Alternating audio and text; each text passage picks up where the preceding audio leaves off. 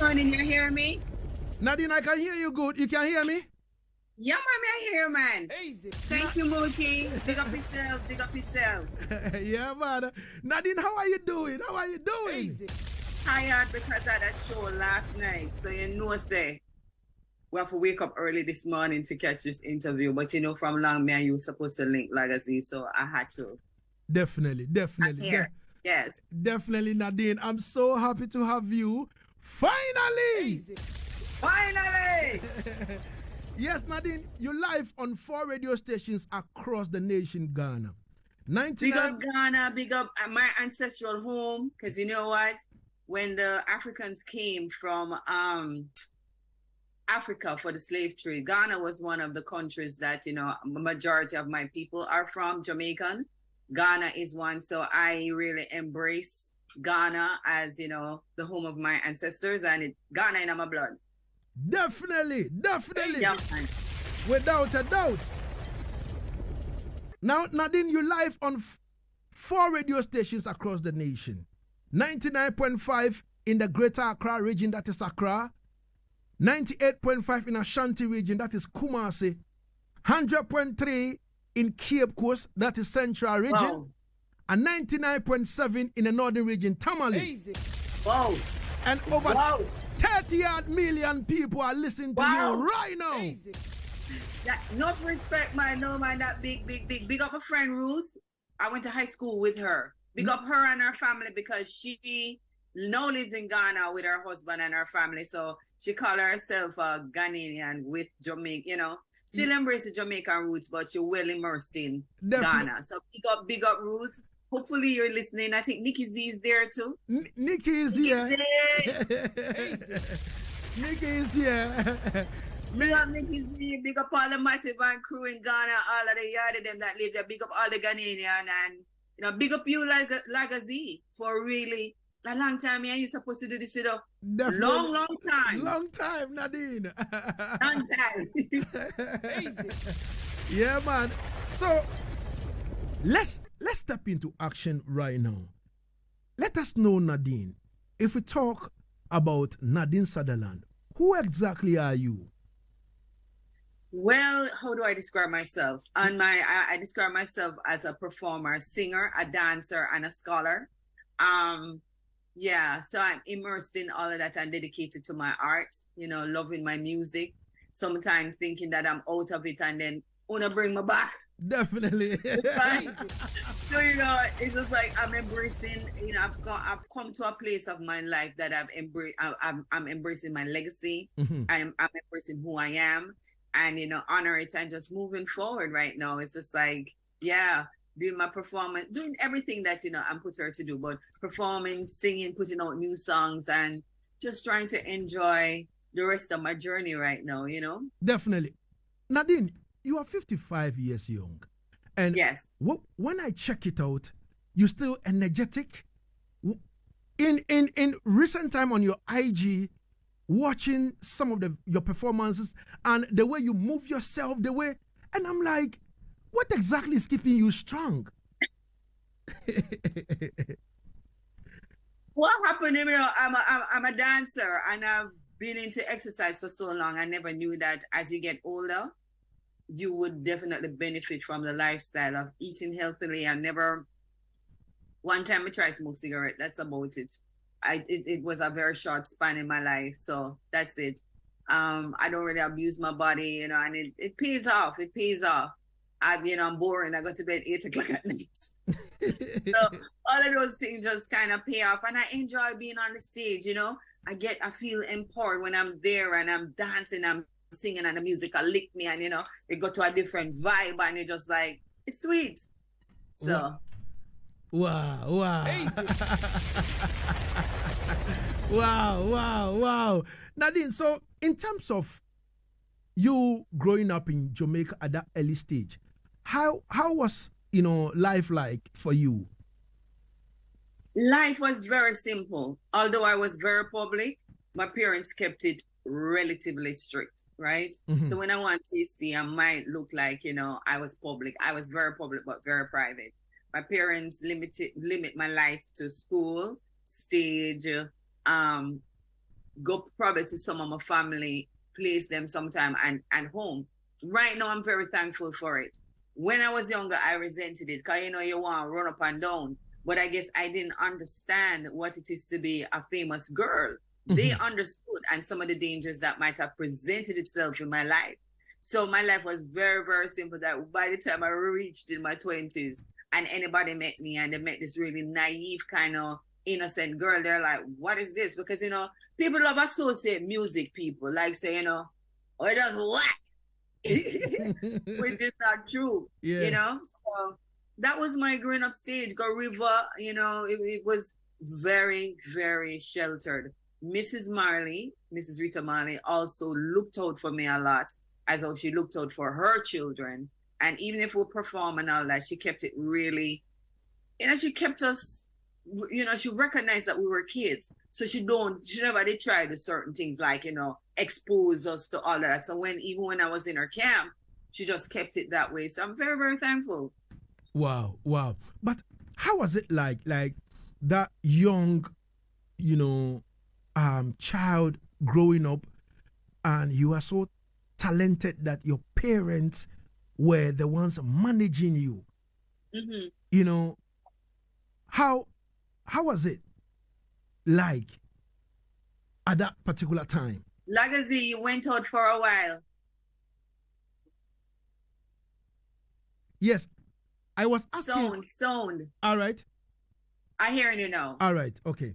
So I was asking that in terms of you growing up as a young kid. Gone out again. What is happening with this song?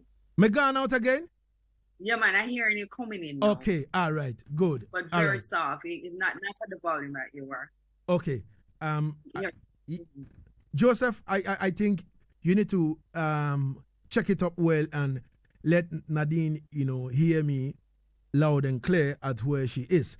Now, I am asking that growing up as that little girl, and your parents were the ones managing your career at that particular tender age, how was it like for you? When you're young, you want to run up and down like everybody else. I had my resentment,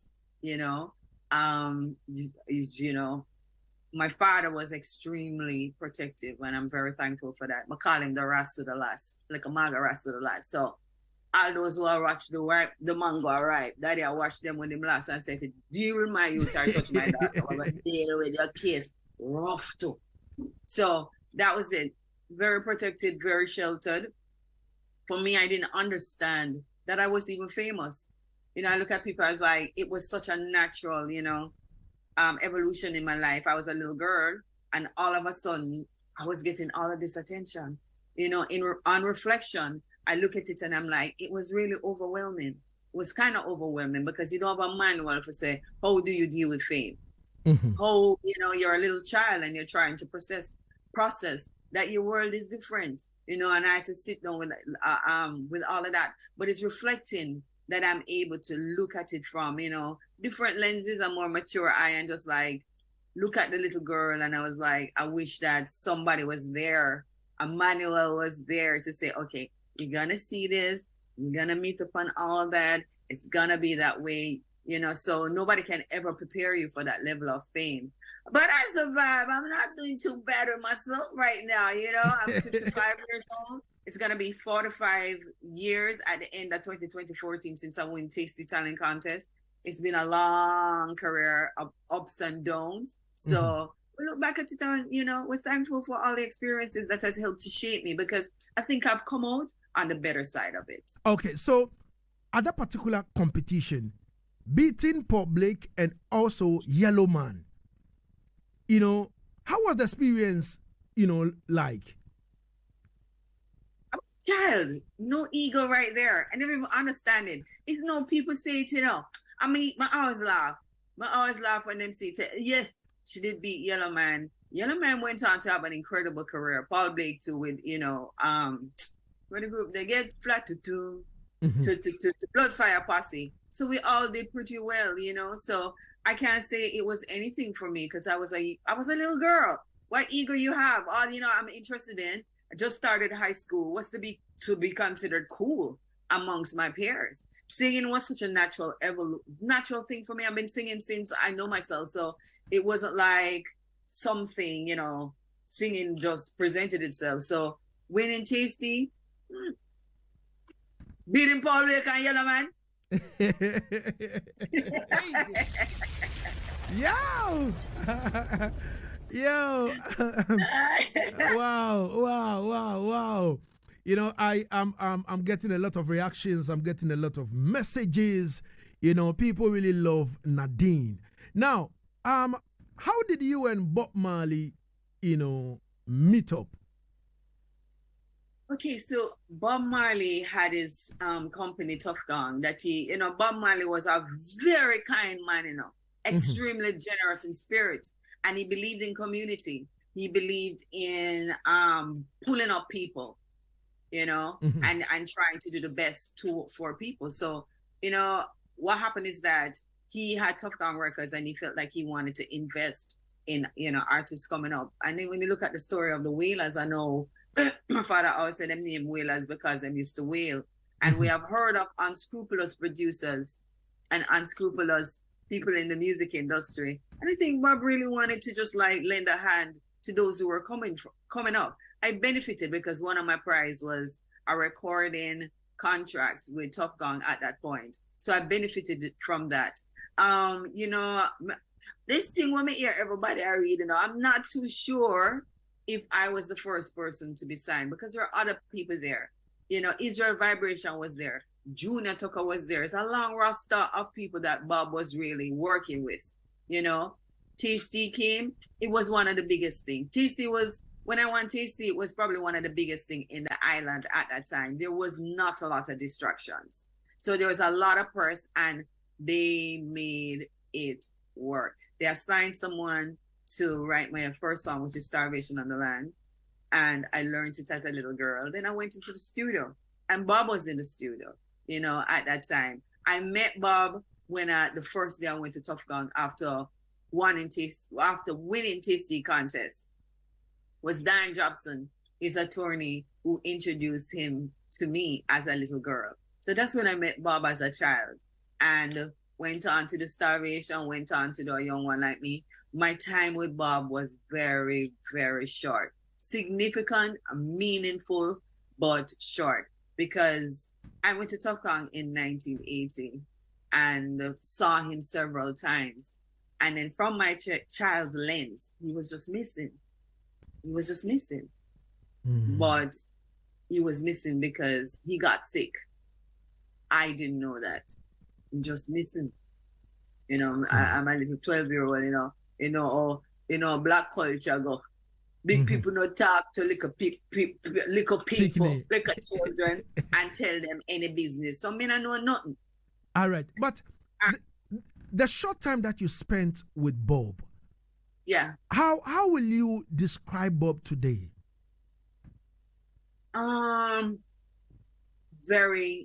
He was a father, right? I've had experience that I, spent a lot of time with the Melody Makers. And one of the experience that I had that showed Bob sensitivity and that he was basically a father was when he bought a property up close to where I lived in Above Rocks in the rural areas of Jamaica. We're leaving Above Rocks and the car collided with a bicycle man. And the person who was driving, which is Alan, God rest his soul, so much history there, Tough Gong, put the injured man in the back screaming and he was in pain. Alan take the man to Tough Gong with me, Sidella, Rowan, I don't know who else. Was Ziggy there? Was Stephen there? Take it to Tough Gong, and right there, Bob was there. Bob was like furious because of us. He was like, oh my God, the children, his children, me, we were frightened. Just can you imagine, say, y'all like a picnic and one blooded man in the back, So eventually they dealt with it as adults and we were like there and Bob was coming around me as a father. Nadine, you're all right. You're all right. He went around his children. He was like, oh my God. He basically was just concerned about our headspace because, them think that traumatic to picnic, And then I remember a fudge man was passing, and the sweetness of it all, and called the fudge man, you know, like a picnic like ice cream. And him called the fudge man, he bought all of us fudge. His time in that moment for me and his children was to make sure we were okay. Wow. So all the time Bob was around me, it was like, you're okay, you're okay. You know, so that is a Bob that I know. But remember, I'm a little girl. I can't hang with, every time I'm around Bob, I'm supervised with an adult, you know? Yeah. But that was the Bob that I saw. And those are the memories when I was in the studio, my first recording, and I'm a St. Andrew High School for Girls uniform.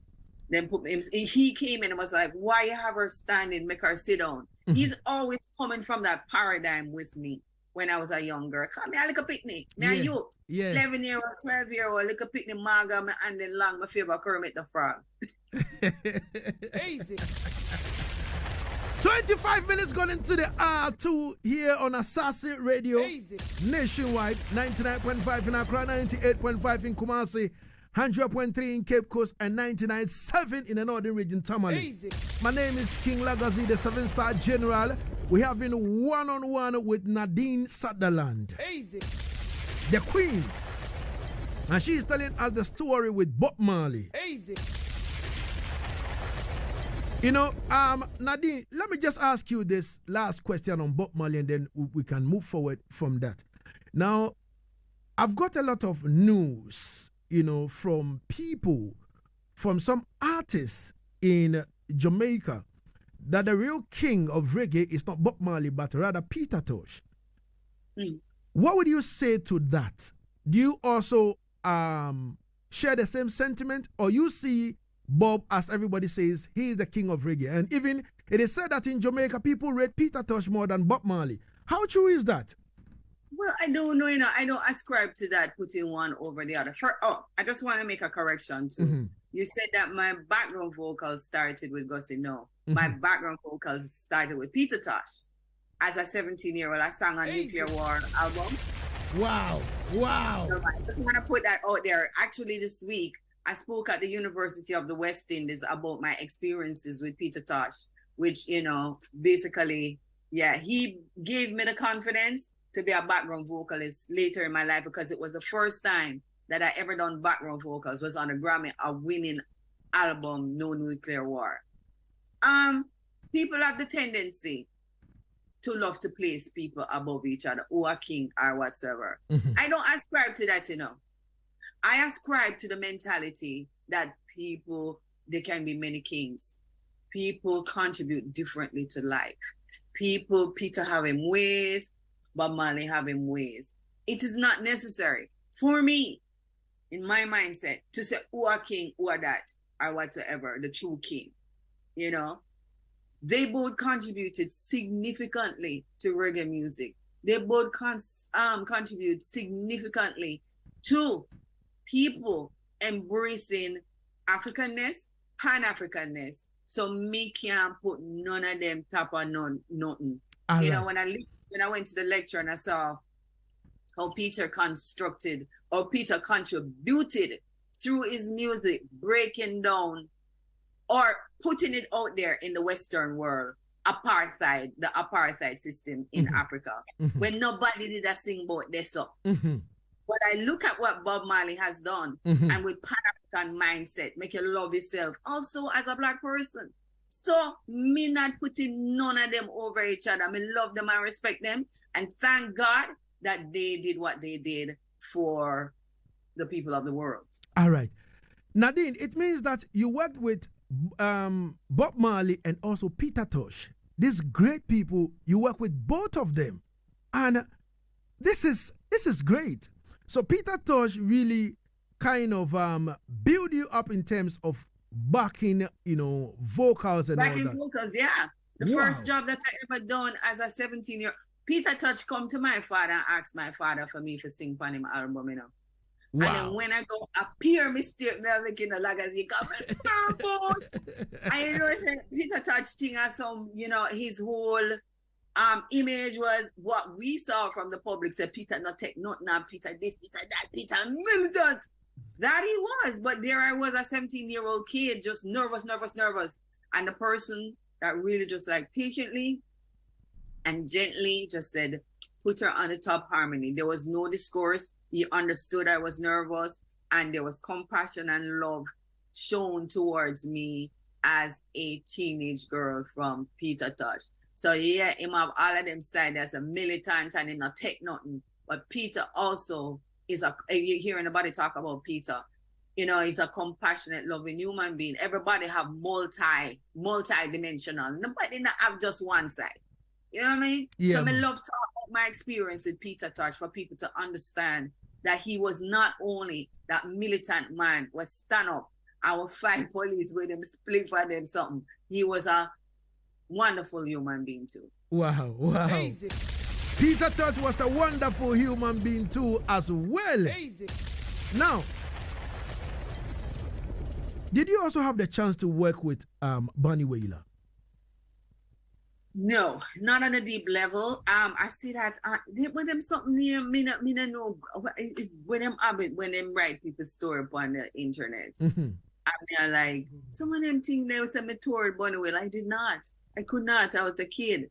Bunny Wailer, the only time I worked with Bunny Wailer was when he had Youth Man Promotion, his show at the National Stadium when he first stepped out after that incredible album that he had, Black Heart Man album, Mm-hmm. and then after Bob did transition and him step out.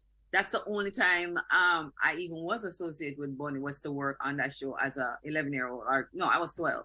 So I never worked with Bunny, but I knew Bunny. All right. So in terms of working with producers like Gussie Clark and Donovan Jermaine and all that, how was the experience of you working with them in terms of you going into the studio to go do vocals or to go record, or they calling you to come do backups and all that? How was the experience like with them? It was incredible, but I want to make another correction. Mm-hmm. Donovan Jermaine did not produce Action. It was Dave Kelly, Mado's production. Yeah. But I don't know. Wikipedia, I'm like, how can I correct this stuff? When they get to the information right, it's Dave Kelly who did Action. Working with Gussie and working with Donovan, who incidentally, they're still my friends right now. Wow.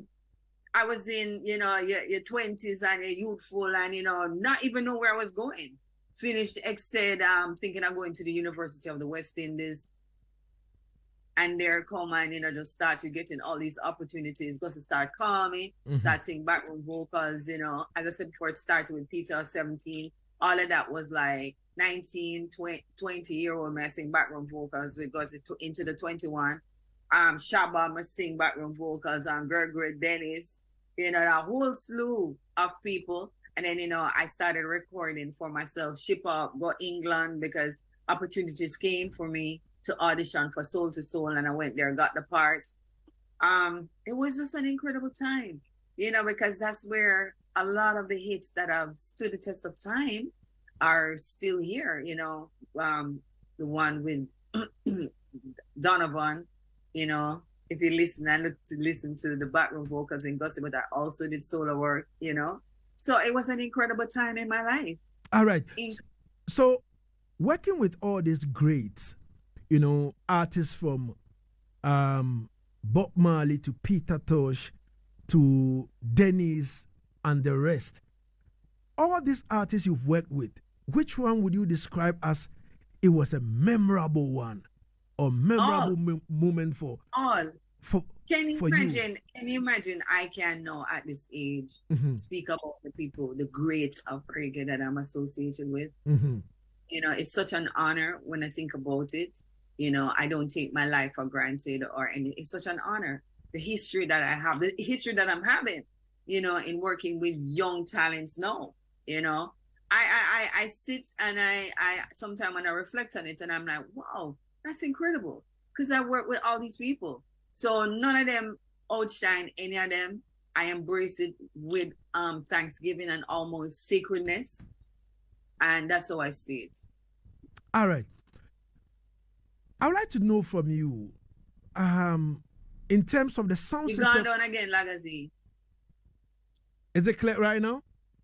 Yeah, it getting up. All right, all right, all right. All right. So, in terms of the sound system culture, era, those days, did you have any experience in terms of going to the dance to perform on sound system, or is it because you are that mommy's daughter or daddy's daughter and all that? So that is daughter. No, yeah. man, me never get allowed to go out there no dance. So only dance me get is when and sound system. Because my father did have a sound system and my cousin. Super tone. So I used to hold the mic and sing at home on a sound system. So sound system culture is part of what, informed me. The other day, I think VP did have a vinyl day, and I grabbed the mic and I was able to just sing on song. I made enough special. I was able to sing on a sound system because I grew up with that in my house. Not allowed to go dance, but our family owned sound system. So like when man a string up at the house when we have dance, we can grab a mic and sing on it. So, sound system is a part of my growing up also, Wow. And it was at home, not mainly in the dance, right? No. Never allowed to go to no dance. Wow. No dance for me. 35 got into the R2 here on Asaase Radio.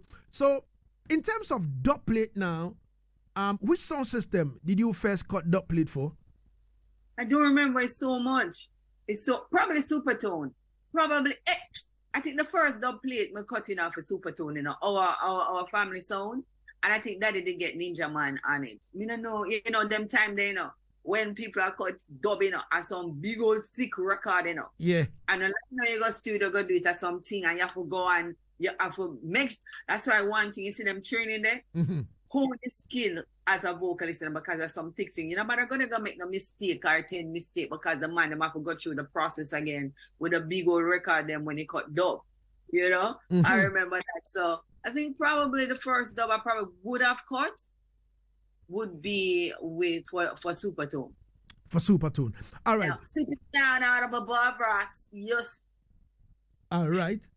Now, in terms of this younger generation of artists now, in terms of how they record, as to how it was done at your era, what is the difference now? You drop out again, Lagazee. Nadine, I am asking. Yeah, I'm hearing you now. All right, I'm asking that the young crop of artists that we have now, in terms of their recording against what happened in your era, what exactly is the difference now? I don't know if there is a difference, because I still see studios that are up. I've been hearing people saying that people are using laptop to record. I've used laptop to record for dubs. Never used a laptop to record a song yet. I don't reach, and I don't think I'll ever reach that stage. So I can't. No. We want the sound right. We want, I am from an era that quality was extremely important. When you go studio, you have to make sure you're sharp. You have to make sure your song done. If you write the song done. So when you go in now, you deliver. Right? I hear sometimes that people create songs right there. That's probably is, a choice. I don't know that. I know, say, you sit down, you write a song and make sure it's pen good, bridge, whatever, and you just go and deliver. So I guess, I don't know. I don't know even if back in the days people used to do that way. All right. So I don't know. I can't say I know everything. I know I wouldn't use a laptop, to record no song. So that's it. All right. Now, I would like to know, you're working with Mad Professor in 2015. How was it like? Because my professor, and I really am thankful for that process time in my life, because my professor called me while I was a student at the University of the West Indies. I was studying to get my master's in cultural studies, and my professor write me up on Facebook because him not have no number for me or nothing. So I say my professor, because I know of my professor, who don't. So I say my professor, I say, oh, my professor, this I want shaman, I want scammer.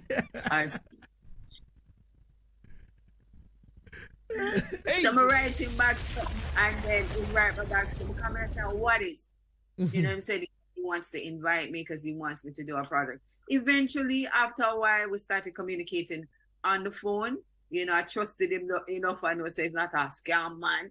And we started, like, he sent me some rhythms, and he was like, I want you to come to England and I want you to record for me. One of them was In My Blood. One of my favorite Nadine Sutherland tune was done by my professor. I mean, a beat, you know. When it came to me, man, I was like, wow. Chan, chan, chan, chan, chan.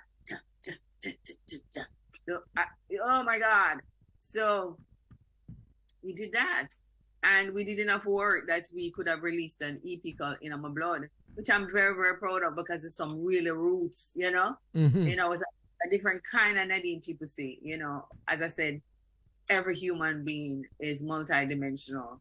And people love to say you're a dancer, people love to say your lovers rock, people love to say your roots. And they love to just contain you in one dimension as an artist. And it's something that I felt in my career not to be, because I'm like, artistically, nobody, or as a human being, nobody is that one dimensional. I wasn't, you know. So when my professor album, man, Lord, that's some nice work with my professor. I enjoyed so much, you know. I enjoyed it. All right, but I am per the research I have done, I came across the fact that in 2020 in September you recorded a special on the song Action for U.S. Vice President, you know, presidential candidate, Kamala Harris. You did that? Yeah, man. What? Action.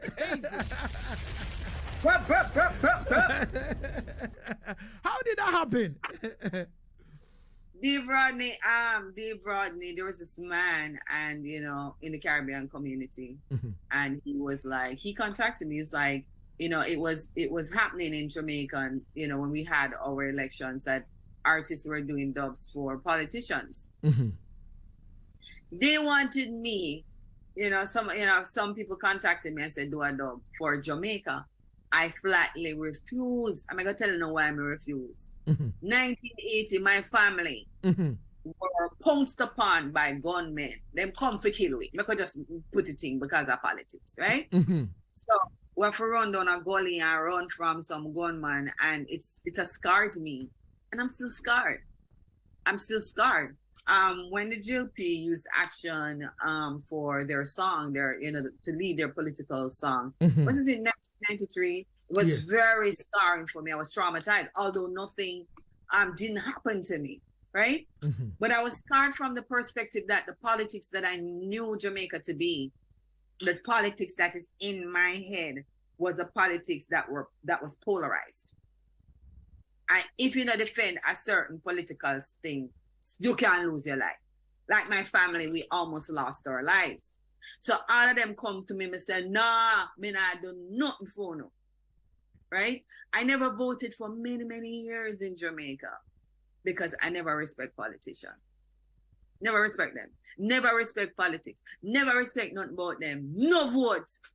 It's when I go back to school now, I start the cultural studies. And I saw culturally who we were and what, our ancestors did for us. I said I felt obligated to vote from that paradigm, So what happen now when them come now to me from America, safer, because I said nobody not gonna come for me with no gun. Although that kind of politics not really, I hope, no really did exist in Jamaica again. But you must understand, as a little girl, that is what I have in my head. So I felt safer at that point. I didn't even know what I was going into because first and foremost, it was my friend Dave Rodney who had a talk with me. It's like, Nadine, I know say you don't like politics. Just because I was going, when I said yes first, I went in it from a different paradigm. I was like, Kamala Harris look like me, and Black girls in the States, brown girls in the States will see a woman running for vice president. You know, so I came from my perspective of supporting her initially was from, you know, my nieces and my nephews in the States will have somebody that look like them, the possibilities of what that can represent. No, Dave Rodney called me and said, my girl, I want to talk to you though, because me I hear you, your thing about, yes, I am woman, hear me roar, you know that thing that. I'm saying, you're going to be aligned to the Democratic Party if you do this. Do you want to do this? I had to, my pause and I'm going to draw breaks. You really are screwed. You know, my head, you know that. Easy. Yeah, man. I'm sitting down and think about it. I thought about, you know, my safety, my family. I said, that not really happened foreign. And then at that point, there was a bigger picture that was happening, how immigrants were treated. Now, my way of being in America, my family way, was that my mother got there as an illegal immigrant. Like almost everybody. Struggle, got through enough thing, and then work, got our green card, got our citizenship. Now, why would I, who know, you know, have that luxury to see the suffering of my mother and what she got through in the United States? Why would I turn my back now on all the immigrants that are coming in and say it is okay for them to be treated in the way that they were treated? No. I felt strongly for that. I felt strongly in how the danger that black young men, black people were in. I felt strongly for that. On that note, and reflecting on that, I felt that inside of myself to be a voice, that all those issues that were important to me, supporting a political party. And let me tell you how I stay now. If that political party come with foolishness, we'll change and support another political party, right? Mm-hmm. I'm not a slave to no political party. Me not like politics in general. Those sensitive issues were important to me at that point. So I decided to use my platform, right? Mm-hmm. For that. Somebody come with them foolishness, me go vote it out too. Straight. So everybody knows say. Mm-hmm. No aligned to nobody, no politician, no politics.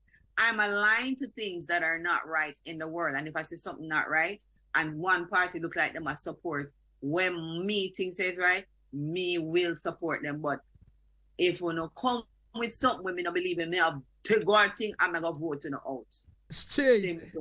Straight. Yeah, but yeah. So, yeah. So you did a special for Kamala Harris, don't it? Yeah. Wow. Me need to have that special too for my sound system, Lagazee sound. Easy. What do you think? Nadine, what you think about that? Easy. Your man, we kill the sound that we just assassinate. You don't see it. You don't see it. Yeah, but Yeah. someone wants to know how many albums have Nadine Sutherland? Huh? How many albums have you? Someone wants to know. How many albums I have? Not Yes. a lot. I have Hands on Arts. I have Call My Name. I have the EP with Mad Professor. That's about it, you know. I have any more? That's about it. That's about it. That's about it. I'm trying to get for my 45 years, like Nadine Sutherland greatest. Okay. Yeah. But Oh, no. I also have Nadine that I did with Fatis yeah. for VP. Okay. So why is it that artists from from your era, they record, a lot of singles for producers and all that and not albums? Why? I don't think the album culture was something that was there that we grasped, and the album culture, so no, it's a complete different thing. Yeah. Okay. I've seen a lot of artists battling with record labels in terms of royalties and all that. Nadine, how is your, your royalty status and all that? Are you clear with every record label? Do you have everything on point? No. I have on point to where my knowledge is. I never knew about performance rights.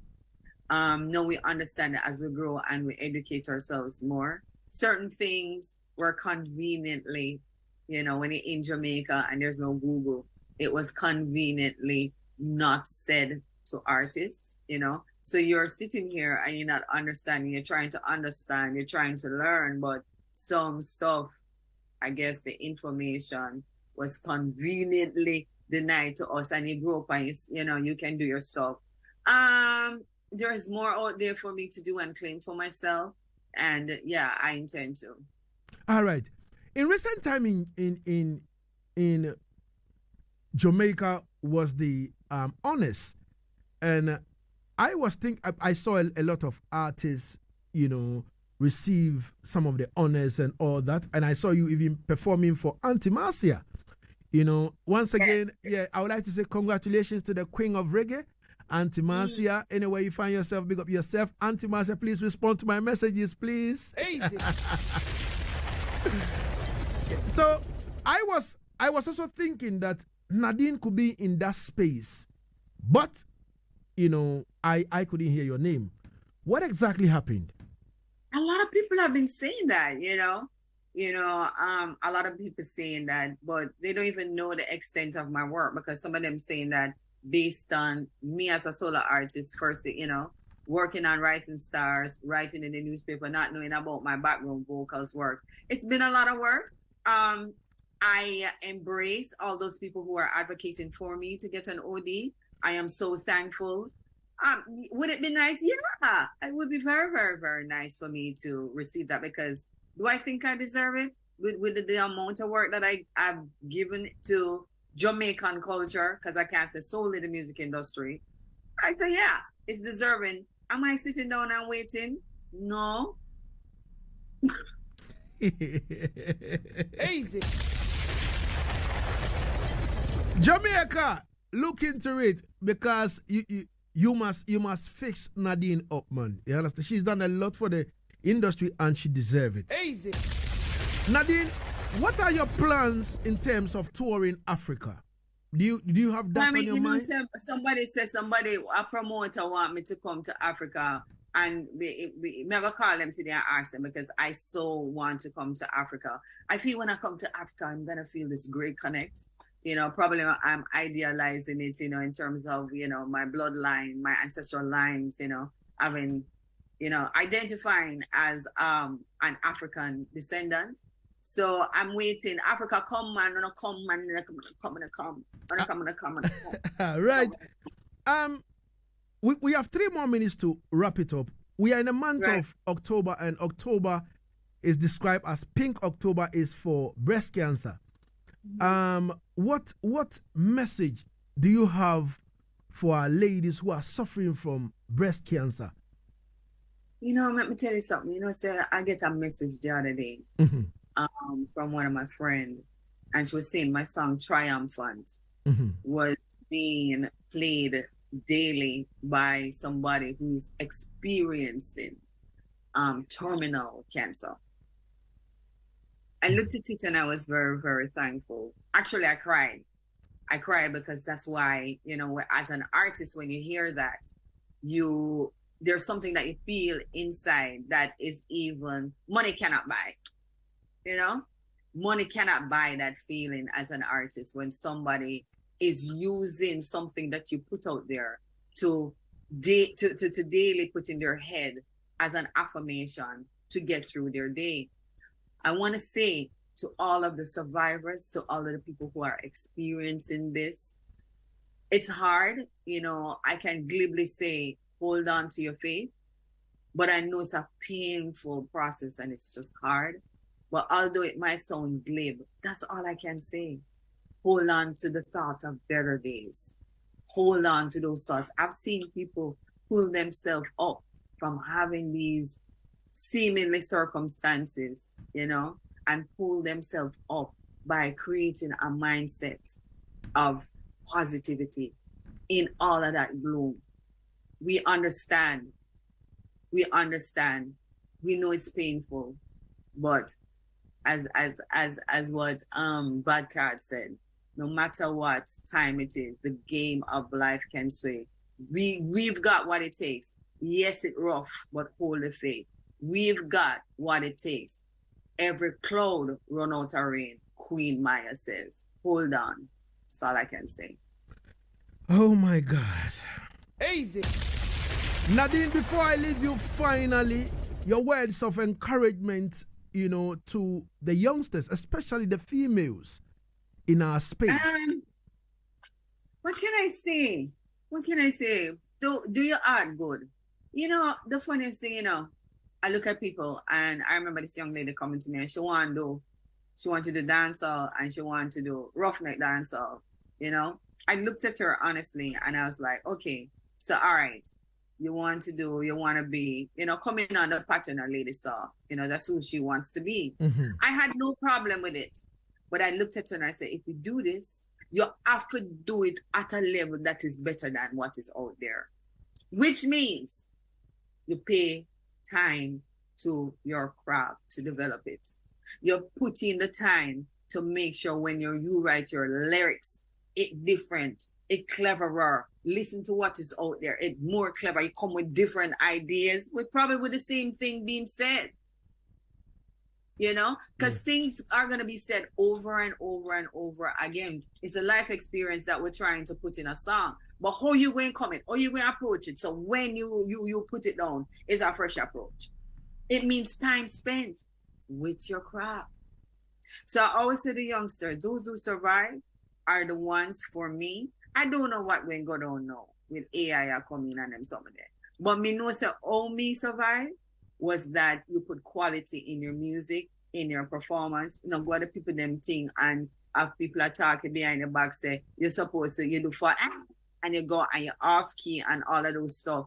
Nothing that you do, everything that you do, you should do it with the mindset of excellence, no matter. That's what makes you different from what is out there. All right. That's all I have to say. All right, Nadine, I would like to say thank you so much for your time and space. And I know that this is not going to be the last time we're going to talk to Nadine on Asaase Radio. Nadine, here is your home now. Anytime you have anything brand new, trust me, anytime you have anything fresh, please let me have it so that we can do justice to it. My name is Rub it out for the people there. Definitely, Nadine. Come on, Lagazee, big up yourself, man. Big up Africa. Big up all the people that want to listen. You know, as I said before, I bond very strongly with Africa because I know I'm a descendant of Africa. And, you know, I carry that with pride. And I know the shoulders that I stand on. Big up on yourself. Enough love. Salute, Nadine. Easy.